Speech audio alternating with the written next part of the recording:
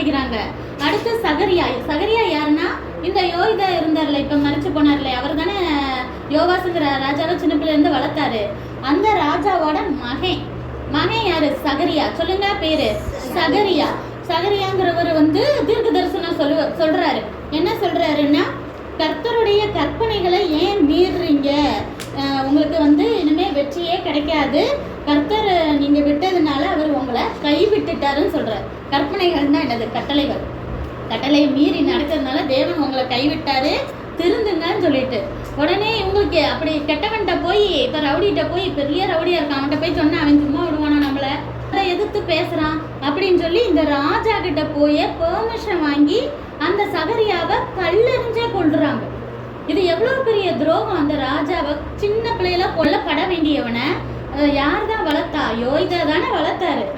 அவங்க அப்பா தானே எடுத்து வளர்த்தாரு. அப்பா எடுத்து வளர்த்துருக்காரு. அப்ப இந்த பசங்கெல்லாம் என்ன செஞ்சிருப்பாங்க? சின்ன சின்ன பசங்களா சின்ன வயசுல இருந்து யோவாஸ் ராஜா கூட தானே சேர்ந்து வளர்ந்துருப்பாங்க.